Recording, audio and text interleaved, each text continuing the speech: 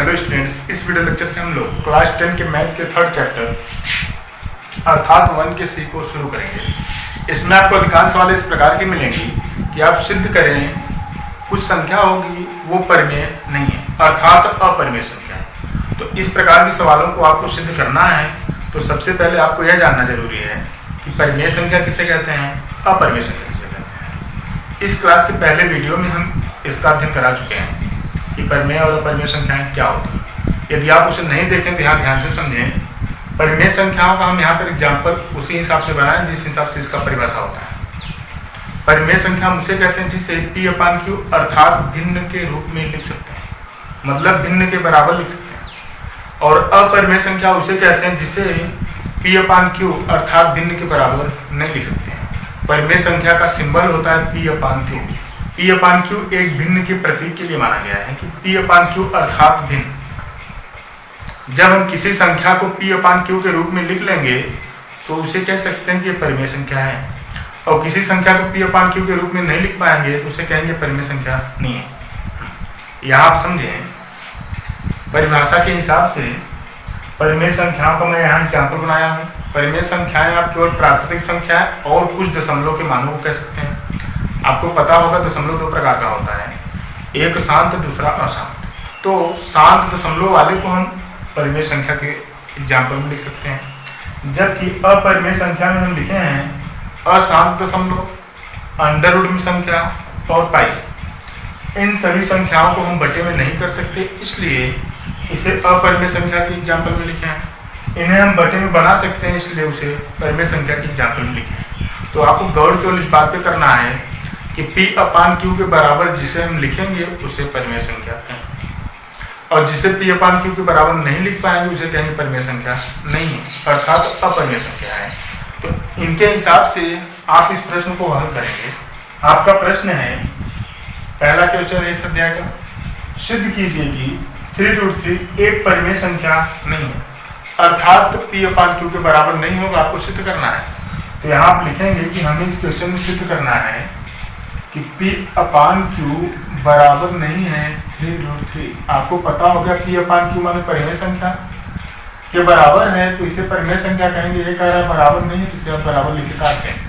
तो इसका अर्थ हुआ कि P/Q के बराबर नहीं है, मतलब परिमेय संख्या नहीं है। आगे इस प्रकार के सवाल को यदि आपको हल करना है तो यहाँ पहली लाइन के लिए आपको नोटिस करना होगा कि पहली लाइन हमें क्या लिखना होगा। यहाँ जिसे भी हमें परिमेय संख्या नहीं है ये सिद्ध करना है। हल के पहली लाइन में आपको लिखना है कि ये संख्या परिमेय संख्या है, ताकि उसके साथ हम P/Q को जोड़ सकें। यहाँ हम इस प्रकार से लिख रहे हैं, माना संख्या 3√3 परिमेय संख्या है, परिमेय संख्या है। जब आप किसी को परिमेय संख्या है कह रहे हैं, अतः परिमेय संख्या का आपको पता है सिंबल होता है P/Q, इसलिए यह संख्या P/Q के बराबर होगी। यहाँ आपको समझ में आया होगा, जिसे हमें अपरिमेय साबित करना है उसे हम पहले लिखेंगे कि यह परिमेय संख्या है, ताकि इसे हम P/Q के बराबर दिखा सकें। तो यहाँ पर P और Q को हम इस प्रकार की संख्या का नाम देंगे जिससे इनसे इस प्रकार की संख्या प्राप्त हो वो अशांत के रूप में हो। तो जो भी अशांत के रूप में होगी उसे हम कहेंगे अपरिमेय संख्या, मतलब परिमेय संख्या नहीं है। तो इस प्रकार से हम P और Q की व्याख्या करेंगे। तो यहाँ हम लिख दे रहे हैं, माना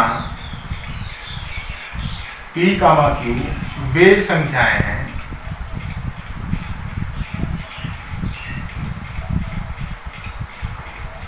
जो एक दूसरे से अभाज्य हैं। जैसे हम किसी को बटे में लिख के उसके बराबर कोई संख्या लिखें, इसका मतलब होता है कि ये कट के आ जाएगा। जब हम इन्हें ये कह रहे हैं कि ये एक दूसरे से भाज्य नहीं है, मतलब अभाज्य हैं, इसका मतलब है कि इनके बराबर हम किसी को नहीं लिख सकते। आगे अतः P/Q यहाँ हम लिखेंगे एक दूसरे से अभाज्य है। अभाज्य कहने का मतलब है कि एक दूसरे से नहीं कर सकते, अतः इनके बराबर जो भी है वो नहीं होगा। इनके बराबर आप कुछ नहीं लिख सकते क्योंकि ये कटेगी ही नहीं। जब इनके बराबर आप कुछ नहीं लिख सकते, इसका मतलब लिखेंगे कि पी अपान क्यू बराबर ये नहीं है। इस प्रकार सिद्ध हुआ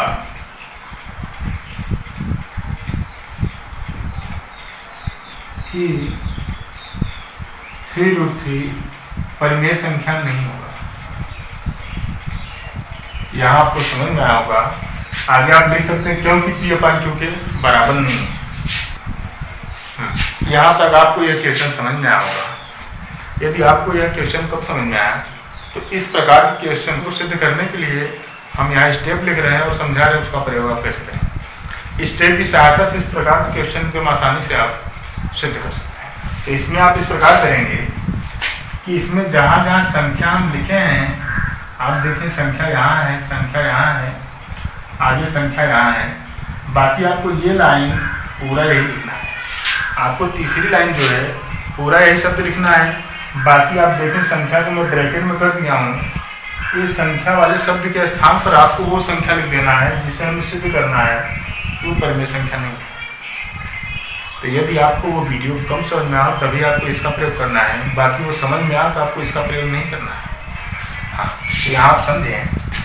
यदि हम इस स्टेप से करें तो यहाँ हम लिखेंगे कि हल कर रहे हैं। पहला स्टेप आप तो यहाँ आपको क्रम नहीं डालना है, इस बात को ध्यान में रखना है। यहाँ आपको शब्द लिखना है माना। यहाँ आप देखें कि संख्या आ गई तो उस संख्या के स्थान पे आपको जो सिद्ध करना है उसे लिखना है। 3√3 परिमेय संख्या है।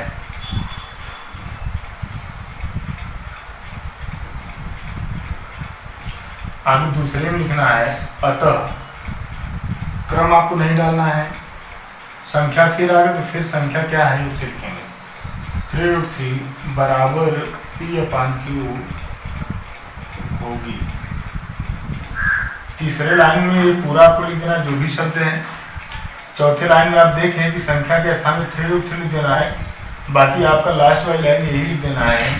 इस प्रकार से नीचे लिख देना है सिद्ध हुआ। तो आप इसे कर लेंगे आगे जैसे हम आपको समझाए। जहाँ जहाँ संख्या है वहाँ वहाँ आपको लिख देना है जिस संख्या को आपको सॉल्व करना है। अब हम लोग समझ रहे हैं इसके नेक्स्ट क्वेश्चन। इसमें दिया है सिद्ध कीजिए कि √5 एक अपरिमेय संख्या है। अपरिमेय संख्या मतलब परिमेय संख्या नहीं है। तो हमें सिद्ध करना है कि √5 परिमेय संख्या नहीं है, मतलब पी अपान क्यू के बराबर नहीं। यहाँ तक आपको समझ में आया है। आगे आप जिस प्रकार से पहले क्वेश्चन को किए सेम उसी प्रकार से ही करना है। तो यहाँ हम इस बात को लिख रहे हैं। हम आपको पहले बताए कि आपको इस प्रकार के क्वेश्चन पहली लाइन लिखना है कि ये परिमेय संख्या है, उसका उल्टा। तो यहाँ लिख रहे हैं कि माना √5 परिमेय संख्या है।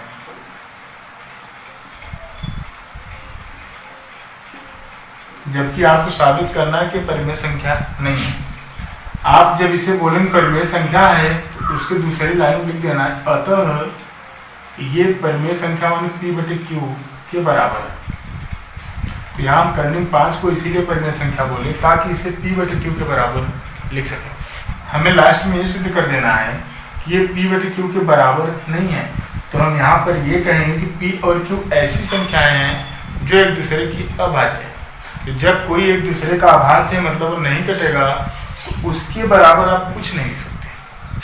अतः ऐसा लिखने के लिए हम यहाँ पर इसे बोल दे रहे हैं कि p, q वे संख्याएं हैं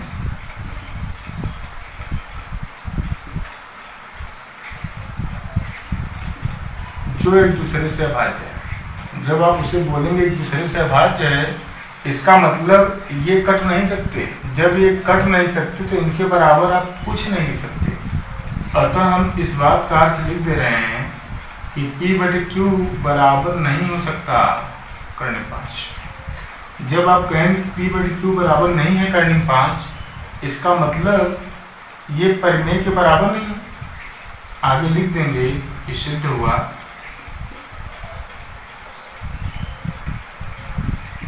√5 अपरिमेय संख्या है।